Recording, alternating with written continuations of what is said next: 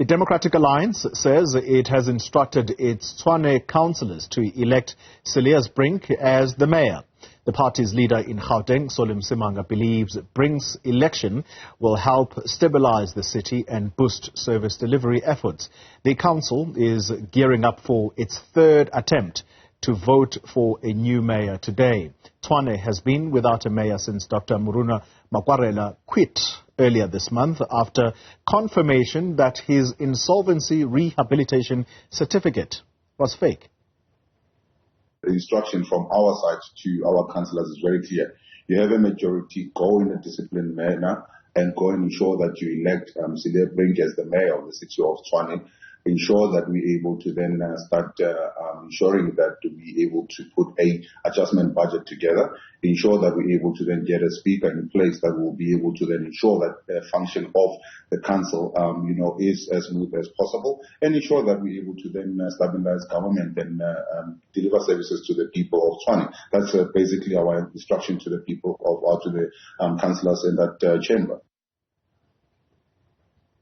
All right, let's stay with this story. In fact, let's bring in the Gauteng Cogta MEC, Khumalo, who joins us via the virtual platform. MEC, good morning to you and thank you for your time. So, as the law provides that when council is in dispute, the councillors at that specific municipality, in their majority, must write to the MEC of Cogta seeking his or her intervention. Have you received such a request?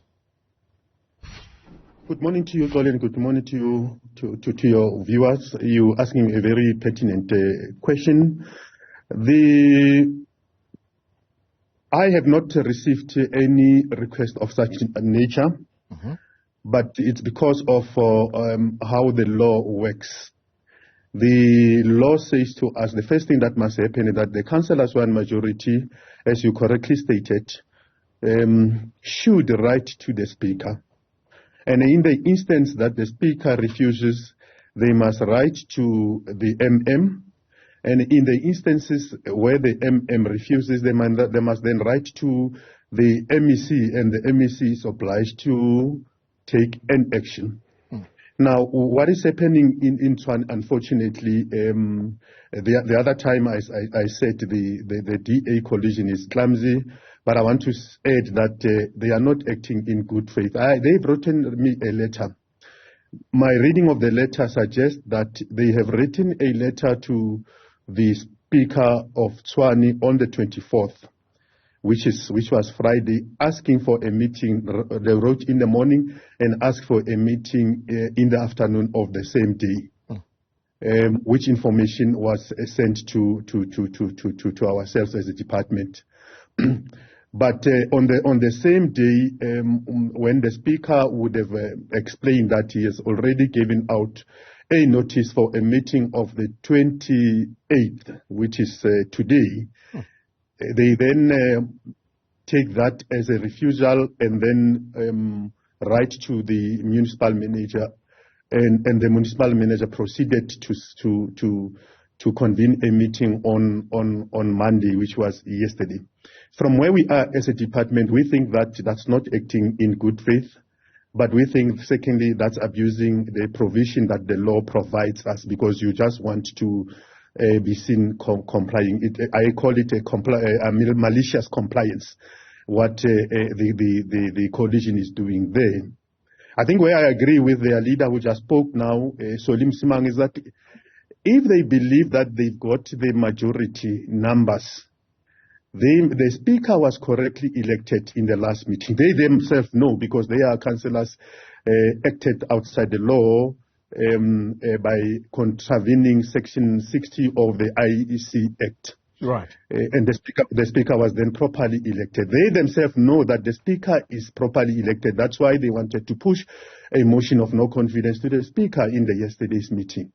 However, because the speaker has convened a meeting properly so today, they must just go to that particular meeting, use their numbers to ensure that they elect the mayor of their choice.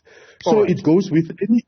So it goes with any other party, and we want to make that because time is running out. As you remember, I said before, I'm not the one who's going to rush to intervene in municipalities. I gave municipalities a chance to try and sort out the internal business, the internal challenges, and so on and so on. But we can't do that forever, because they have requested an extension, which extension for the approval of the adjustment budget has already passed. And that's where we are now. And if these political processes don't seem to bring stability to that municipality, on the best interest of the people of Tshwane will be left with no option but to act. And as matter stands, I am in a discussion with the Premier of the province. We're looking at the options that are before us, and I would, in due process, act if they don't get their house in order as such. All right, MEC, I'm going to ask that we keep our conversation short because of time constraints. So let's work with timelines then. If today a mayor is not elected in the city of Tshwane, how many days, how long does it take you to take any of the actions that you say are options that are on the table? We want to act in a fair manner. What we are going to do is that if the mayor is not elected, look, even the last time when the mayor was not elected, we wrote to the Speaker and gave the Speaker 3 days and said to the Speaker, give us a report, why was the mayor not elected?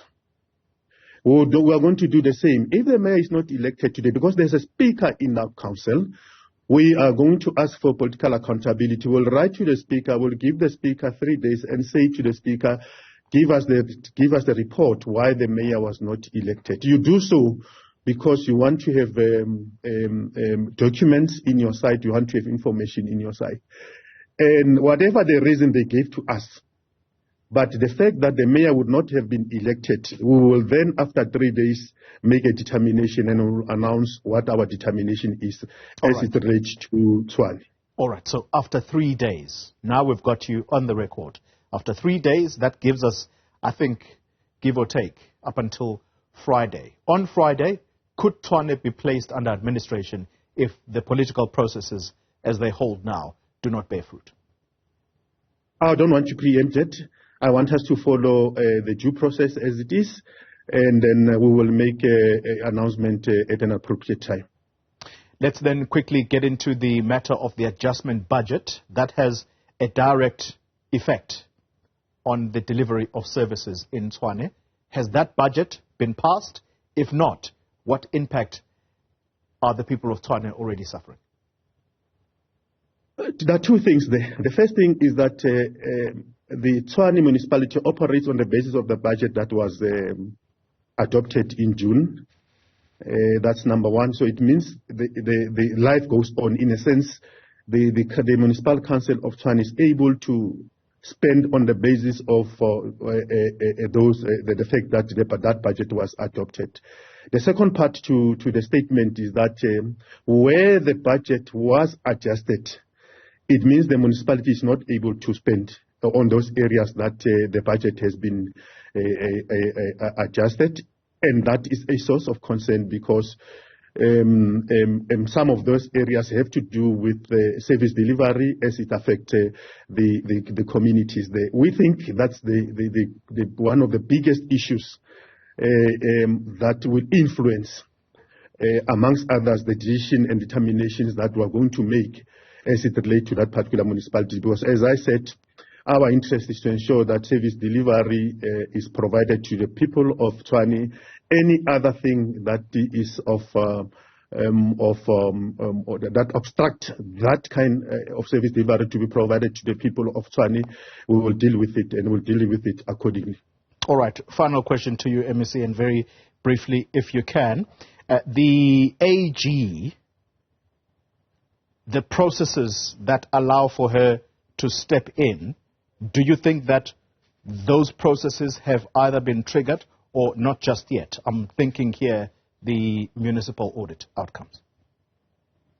Well, those processes have been triggered already. We had a meeting with the AG. The AG would have given us a full detailed report on what is happening on Tshwane.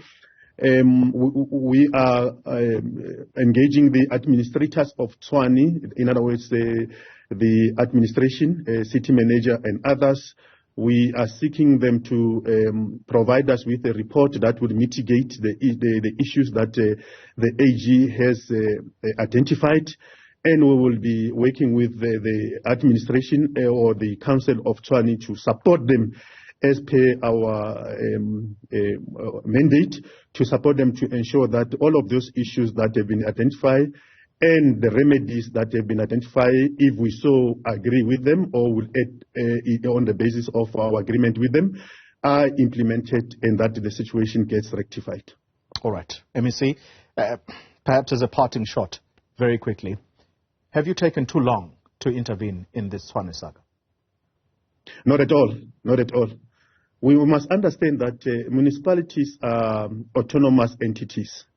And as such, we must allow them to perform their functions, so long as those functions are done within the prescripts of the law. As the matter stands, we've been following the law as it is. And at the point when we are going to take a decision, we will not be found wanting. Khumalo is the Gauteng Cogta MEC. Thank you very much for your time.